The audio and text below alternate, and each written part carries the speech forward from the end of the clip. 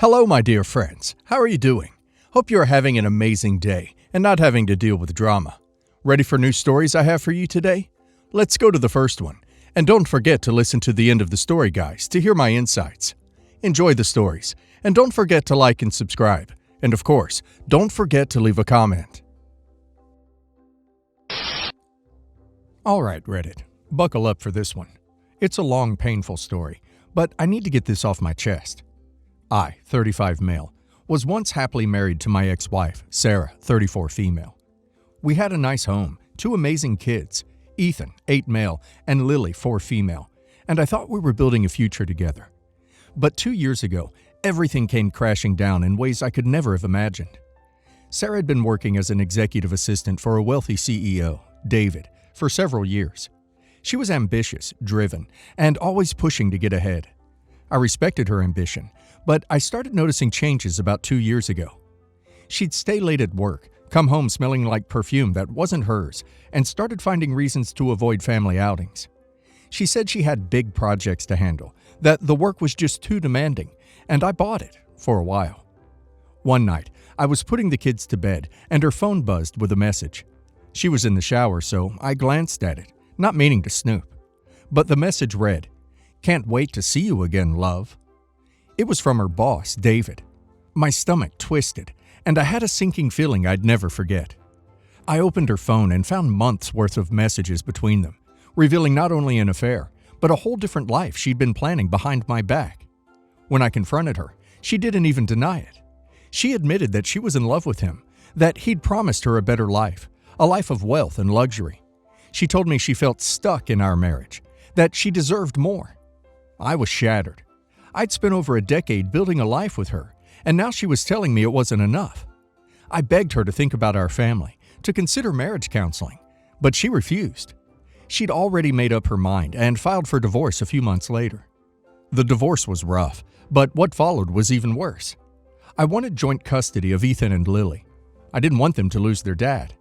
But Sarah, with David's influence and wealth backing her up, wanted full custody, leaving me with limited visitation rights. David was powerful and had the means to hire a top legal team, so I was already up against the best lawyers money could buy.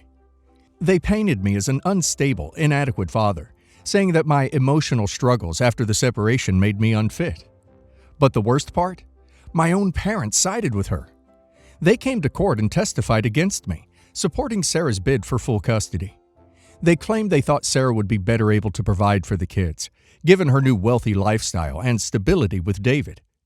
It hurt even more because my parents knew about my struggles with anxiety and mild depression, which had been exacerbated by the stress of the divorce and the affair. I'd confided in them during my hardest times, thinking they'd support me, but they twisted my honesty into a weapon against me. In court, they argued that my anxiety and mild depression made me unreliable and emotionally unstable, supporting Sarah's argument that she could provide a better, more stable life for our kids. My parents have always valued social status and financial success. Growing up, they had often subtly, and sometimes not so subtly, hinted that they wished I were more successful.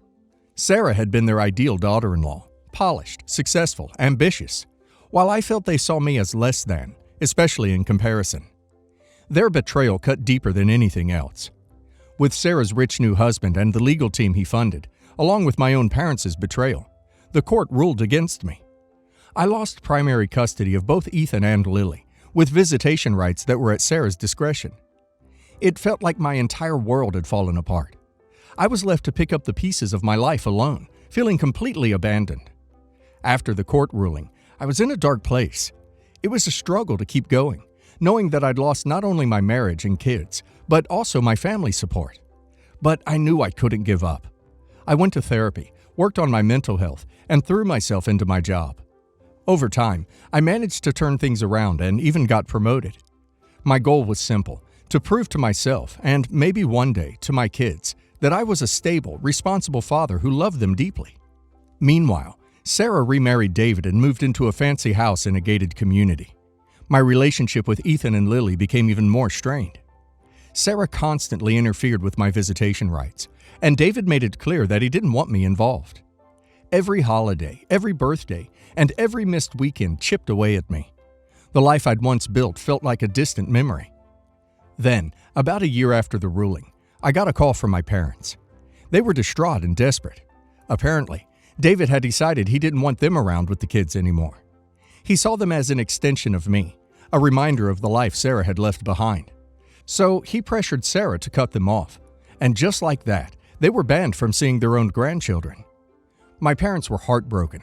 They called me, sobbing, apologizing for what they'd done, saying they'd been wrong to side with Sarah. They said they thought they were acting in the kids' best interest, but now realized they'd been manipulated. They were finally seeing the consequences of their actions, but it was too late. I wanted to shut them down completely, but as the calls kept coming, an idea started forming in my mind. This could be my chance to get my kids back. I started recording my parents' calls, every apology, every admission of guilt, every tear-filled regret. They talked about how they'd been misled by Sarah, how they believed her lies, and how much they regretted testifying against me. I gathered as much evidence as possible, hoping to show the court that I'd been wrongfully painted as unstable and that my parents' testimony had been influenced by manipulation, not truth. After months of preparation, I reached out to my lawyer, who thought we had a strong case. Not only did I have my parents' recorded remorse, but I also had documented evidence of Sarah's interference with my visitation rights. Going back to court was nerve-wracking. I presented my recordings of my parents' apologies and admissions, showing how they'd been misled and manipulated. My lawyer argued that Sarah's household, despite its wealth and luxury, was not the stable, supportive environment it appeared to be. We showed evidence of David's controlling behavior and Sarah's efforts to limit my time with the kids, proving that they were being isolated and kept from their family. My parents were called to the stand, and they broke down, admitting their mistakes. They confessed how they'd believed Sarah's narrative and were influenced by her promises of a better life for the kids. They expressed deep regret for testifying against me, acknowledging that they'd acted out of misguided loyalty to Sarah rather than out of concern for their grandkids' well-being. After several exhausting sessions, the judge ruled in my favor. I was granted joint custody of Ethan and Lily, with equal decision-making rights and a more balanced visitation schedule. I felt a surge of relief and vindication. For the first time in years, I felt like I had a real chance to be a father to my kids again. Since the court decision, my parents have been trying to repair our relationship. They keep calling, wanting to spend time with Ethan and Lily, asking to be a part of their lives again. They've apologized countless times, expressing regret for taking Sarah's side, for believing her lies, and for supporting her when I needed them most. But here's the thing. I don't know if I can forgive them. They chose Sarah over me, and now they're only coming around because David cut them off. Every time they call, I can't help but think about the day they testified against me, how they took Sarah's side in court, and how that decision nearly destroyed my relationship with my kids. It stings to remember that they used my most vulnerable moments against me, taking my mental health struggles and twisting them into reasons why I was supposedly unfit. Part of me wants to forgive them for the sake of Ethan and Lily, to give them the family connections they deserve. But another part of me can't shake the bitterness and betrayal. My parents didn't just choose Sarah. They abandoned me when I was at my lowest. They were fine supporting her until it backfired on them. I wonder if they'd have any regret at all if David hadn't banned them from seeing the kids. So, Reddit. Am I the a-hole for refusing to let my parents back into my kids' lives after everything they put me through? I can't even imagine the level of betrayal OP has experienced, not just from his ex, but from his own parents. They not only sided with Sarah, they actively used OP's personal struggles against him in court. Now that they've faced the consequences, they suddenly want back in? Personally, I think OP is not in the wrong here because they sound toxic and manipulative, and I wouldn't want such people in my kid's life. OP's parents are facing the repercussions of their own actions. I think that if keeping OP's parents at arm's length is what's best for OP's family, then that's what OP should do. And now let's hear from the community's opinion on the matter. I see both sides, honestly. I get why you're hurt, and your parents were clearly in the wrong. But maybe letting them back into your life, carefully and with boundaries, could be good for your kids. I mean, they've lost so much stability in their lives already. Grandparents can be an important source of love and connection. And if your parents are genuinely remorseful, maybe they can build a positive relationship with your kids in the long run. It's a tough call, though, and I don't think there's a wrong answer here. Absolutely not the a-hole. You have every right to feel betrayed by your parents. And honestly, It sounds like they didn't come around because they realized they were wrong. They came around because they lost access to their grandkids. Your parents put their love of money and status above their loyalty to their own son, and that's not something that's easy to forgive. Protect your kids and yourself. You're finally on stable ground, and you don't owe them anything. OP, I'm glad you were able to get joint custody and that you've been strong through all of this. But I'd encourage you to think about what's best for Ethan and Lily in the long term. It's not about forgiving your parents necessarily, but maybe allowing them to rebuild trust, at least as grandparents. Supervised visits, setting clear boundaries. These could give your kids a chance to have a relationship with their grandparents without putting you in a vulnerable position again. Just something to consider. I'm female 19, and my siblings are female 19, twin, and male 20. This starts in 2020 with virus.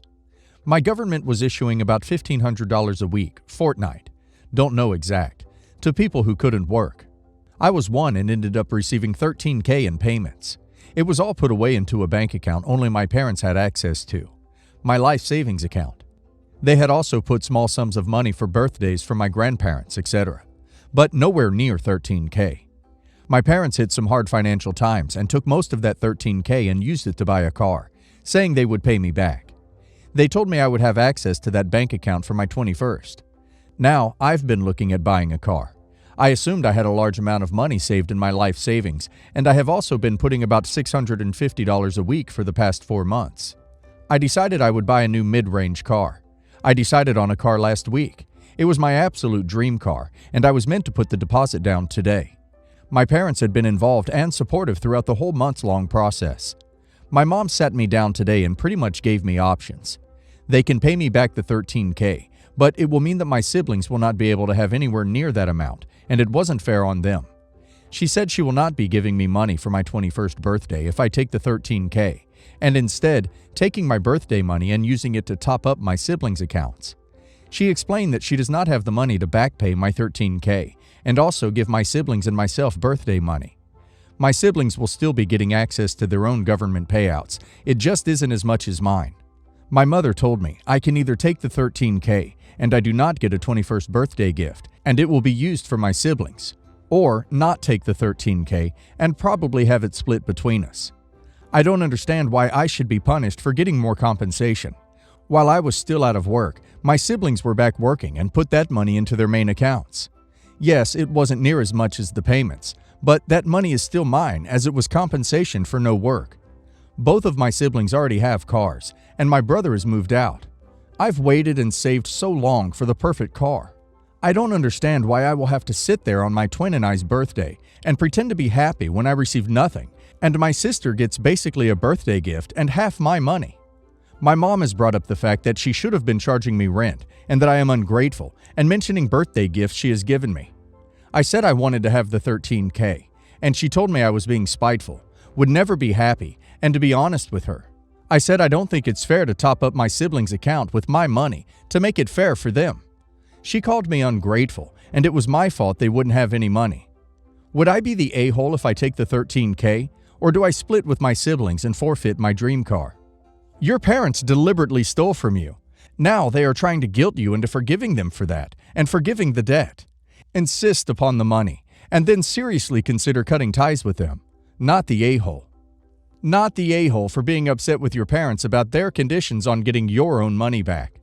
They took your $13,000, deprived you of the interest on it, and now they're trying to manipulate you by threatening to deprive your siblings of money if you insist on getting your own money back, and threatening not to give you money for your 21st birthday either, just for wanting your own money back. This all sounds completely unfair. Did they take all the money from your siblings' accounts too? For that matter, did they make your siblings pay rent? This is your money. They owe it to you, and they should not threaten to punish you simply for wanting repayment. I was with my first boyfriend, A, from the ages of 16 to 27. After we graduated from university at age 25, I moved to a different city for work, and we tried long distance, but those last 2 years were not good. We eventually tried seeing other people, but for a while we were sleeping together when he came home. One weekend, A came home to tell me it was over for good. He had met the woman he wanted to marry. We ended on good terms, and before I moved neighborhoods, I would often see his mother at the market and got on well with her too. Not long before A and I broke up, I started seeing B, who I would eventually marry. Not long after A and I broke up, I discovered I was pregnant. The balance of probability strongly indicated it was B's, and I guess I sort of buried my head in the sand about the possibility of it being A's. When my son was born, he looked more like me, but at around 6 months, it became blatantly obvious that was A's son. He was the absolute spit of him. I told my husband, who was obviously freaked out, but we are doing good now. I then decided to tell A. This brings us to November 2020. Sadly, days after I told A, he died in a car accident. His wife was in the car but escaped with some broken bones. I do not know if A ever told her about my son. I waited a few months after the death and decided I needed to tell his parents, as we do live in the same city, and the chances of running into them are relatively high. They were initially upset, but are now delighted to have a grandson. However, they have forbid me from telling A's wife, as she apparently still isn't in a good place. I haven't even met her. I saw her at the funeral, but obviously it wasn't appropriate to talk then. A's parents don't believe she knows and think this information could be really hurtful to her when she is in a bad place, but I really do think she deserves to know this information sooner rather than later. There will never be a good time, and I'd rather it come from me than someone else. Edit. More info. Most of the questions have been the same, and I would like to answer them below. I've accepted that most people clearly wouldn't want to know this info, and plan on leaving the grandparents to break the news when they feel the time is right. Did you DNA test? After I told my husband, he requested one as he wanted to know for certain. We tested against him, and he is not the father. There are no other options. I have suggested to the grandparents we do another test, but they aren't overly bothered about doing one. Why would you tell her? As I think she will find out anyway. She is still quite close with her in-laws, and although they are very keen to keep it quiet, they're also grandparents excited about their first grandson with all that entails. I'm not sure how secret they can keep him with social media, family, photos, etc. I don't want her being blindsided by this information and feeling like it's been kept from her. I would have no problem with her knowing my son, or not knowing him if that's what she wants. From what I know about her, she's a good person who made A really happy, and this is part of A. Personally, I would not want to know, although I've accepted this isn't what most people would clearly want. Do you want inheritance? Nope. My son has a legal and actual father in my husband. My husband is on the birth certificate and is his daddy. I do not feel we have any right or need anything from A's estate. Did you have an affair? I wouldn't say so. A and I were both aware the other was dating other people, but were both a bit codependent back then, and continued sleeping together occasionally. When he met his wife, he knew she was the one and put off going on a date with her until he had told me it was over. I'd been seeing my future husband very casually at that point, who was also seeing other people at this time. Sorry, it's a big mess. You would be the a-hole. I get that your child is a part of your ex, but your husband is your child's dad. Your ex's widow would only experience pain knowing he had a child with someone other than her, and she will be resentful, not only toward her late husband, but to you and your child. Don't do it, OP. Your ex's widow doesn't need this grief. Don't tell her. Have A's parents tell her. They know her better, plus should be able to judge when she'll be ready to hear about A's child. No good can come from you telling her, plus it's almost guaranteed she'll take it badly if you tell her. You would be the a-hole if you tell her, especially if she's still grieving. You would be the a-hole. Your ex's parents know her better than you. By your own admission, you've never even met her. So if they say this information would be damaging for her, especially right now, don't do it. Let this woman heal and later revisit this convo with your ex's parents and see what they say. Follow their lead. My daughter is 24 years old. For her entire life, she has neglected her teeth. Her dental hygiene is non-existent. She would refuse to brush or floss her teeth at all, wouldn't even use mouthwash. My first thought was that she may be suffering from depression or some sort of mental health issue, so I immediately took her to professionals. However, even after years of doctors, therapists, medication, and specialists, my daughter still refuses to take care of her teeth. I got multiple opinions from multiple professionals. They all said the same thing. We don't know why she won't brush her teeth. Try XYZ. There's nothing more we can do for you. I spent years crying, begging, bargaining, and screaming at her in an attempt to get her to take it seriously. She never did. But under my care, she'd at least brush her teeth occasionally, 2 or 3 times a week. I kept trying up until she reached adulthood and moved out. At that point, there was nothing more I could do for her, and I assume she completely stopped caring for her teeth at that point. Recently, she went to the dentist because of severe pain after putting it off for years. They discovered her teeth were pretty much completely ruined. She had to have most of them pulled. She called me crying about how ugly she felt, and she begged me to pay for her to get crowns, veneers. I refused for several reasons. 1, it would be incredibly expensive. We're talking upwards of $10,000. 2, she got herself into this mess by not taking care of her teeth, despite me warning her throughout her entire life and doing all I could to help her. 3, she hasn't yet to show she can maintain proper dental hygiene, and without proper maintenance, she will likely ruin the crowns, veneers anyways. I told her as much, and she said she'll have to figure it out herself. She's obviously furious and thinks I'm a huge a-hole. She is saying I am a horrible mother and betraying her by not paying for it. It's honestly starting to get to me, and I'm doubting my decision. I can technically afford it, but I would have to use money for my retirement fund. So here I am, asking for opinions from the internet. Am I the a-hole? Not the a-hole. And you said she hasn't actually changed her hygiene habits, so the underlying issue is not unresolved. You'll spend what, 10, 12K, and be back to square one in a year or two. Don't do it. Yep, if she really wants it, she'll earn that money and actually take care of her teeth, because she'll have to match her words with her wallet. Not the a-hole. However, it's not fair to act like this is a choice she made of her own accord. This behavior is definitely rooted in mental illness, and we don't know enough about you or her to properly judge the validity of her actions. Not the a-hole. She's old enough to take care of herself, and she seems to feel awfully entitled to your money. You did what you could, and now she's experiencing natural consequences. It would be kind and loving to pay for it, but that doesn't work when she vilifies you for not. My family is originally from a country with a very distinct style of cooking that is hard to replicate in the States. Growing up, my mom always did the cooking for big family events and at home for the immediate family, so her cooking was a huge part of my childhood. For one of my birthdays, I asked her for a cookbook of as many of the recipes as she could remember, so I have this handwritten journal full of my favorite childhood recipes. This cookbook has a lot of sentimental value to me, especially since my mother passed away shortly after. My cousin has been pestering me about borrowing the cookbook for years. She claims it's fair because my mother's cooking was just as much a part of her childhood as mine. She feels this way because her own mother was an aggressive, neglectful alcoholic, and her dad was absent.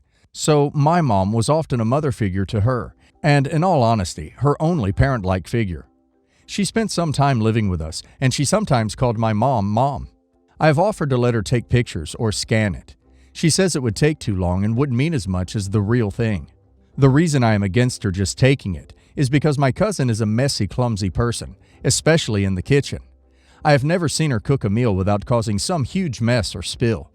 This scares me because the cookbook is not laminated or protected in any way. It's just paper and pencil. I had the family over for Thanksgiving and realized the morning after that my cookbook was gone. I immediately sent my cousin multiple texts because I knew it was her, but didn't get an answer. So today I went over in person. She answers the door and immediately starts crying and justifying herself. She spilled tomato sauce all over the book and then soaked it trying to clean up the tomato sauce. Most of the pages are pretty much destroyed and illegible. Nobody else in the family knows all those recipes. I feel like I've lost a part of my mother and a part of my childhood. I plan to pursue legal action. The family has caught wind of this, and I've received a flurry of messages calling me an a-hole and various other names, saying how I'm ruining the family over a book and a mistake, etc., etc. I really empathize with her grief over my mom, and I know they had a close relationship. I also understand that she didn't spill on the book intentionally, and that she feels bad about it. I don't think that justifies her stealing and ruining something with that level of sentimental value to me, especially after I said no, gave reasoning for the no, and offered alternatives. So, would I be the a-hole if I sue? I'm saying not the a-hole because your cousin clearly shouldn't have stolen the cookbook and ruined it. But I don't understand what you would get out of a lawsuit. There's no meaningful monetary value to be recovered, so a lawsuit is impossible. But OP could also stop indulging in the fiction that the cousin accidentally ruined the book. Nobody has ever accidentally doused a book in tomato sauce and then accidentally soaked it with cleaner trying to fix it. Nope, literally did not happen. Cousin stole the book, probably vandalized it, got cold feet and knew she'd get caught, and soaked it in tomato sauce and cleaner to cover the first vandalism. It was not accidentally destroyed. She just realized she wasn't going to get away with stealing it. Also, sounds like a way to make sure nobody got to keep the recipes. It was a very, if I can't have it, nobody can. Not the a-hole, but sue her for the cost of having a conservationist try to restore what they can. Chances are, they may bring to life the imprints of the writing from the book and copy it for you.